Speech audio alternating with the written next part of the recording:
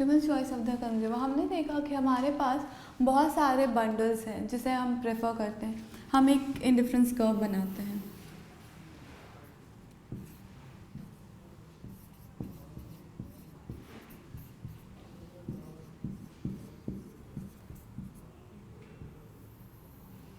ये हमारे पास एक इंडिफरेंस कर्व आया, इसमें बहुत सारे पॉइंट्स होंगे, हम इन सब पॉइंट्स को प्रेफर करते हैं।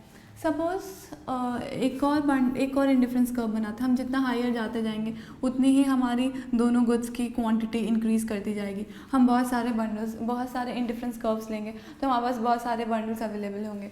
अब एक जो कंज्यूमर है वो कौन सा चूज़ करेगा, हम तो हमेशा चाहेंगे कि हमें हायर से हायर बंडल मिले, ऐसा बंडल मिले जिसमें दोनों की क्वांटिटी ज़्यादा हो, हम ऐसा ही बंडल चूज़ करेंगे। पर वो हम कोई भी बंडल चूज़ करने से पहले हमें ये भी देखना पड़ेगा कि वो बंडल हमारे रीच का है कि नहीं।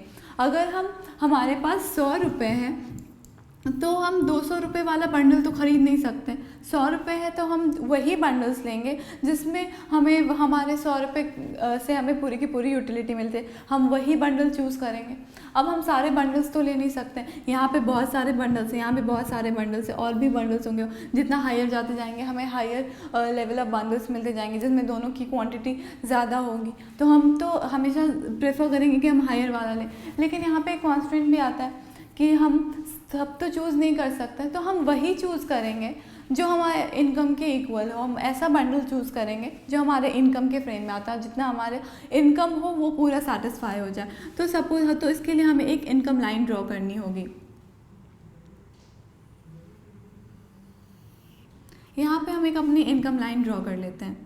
तो हम ये इंडिफरेंस कर्व तो चूज़ नहीं करेंगे क्योंकि यहाँ पे अगर हम कोई भी पॉइंट चूज़ करेंगे तो हमारा इनकम बच ही जाएगा, हमारे पास इनकम पूरी तरह से ख़त्म नहीं होगा, स्पेंड नहीं कर पाएंगे हम इनकम। ये पॉइंट तो चूज़ नहीं कर सकते क्योंकि हमारा इनकम यहीं पे है, ये पॉइंट चूज़ करेंगे तो वो हमारे रीच में ही नहीं होगा, ना ही ये सब कोई भी हम इंडिफरेंस कर्व नहीं ले सकते।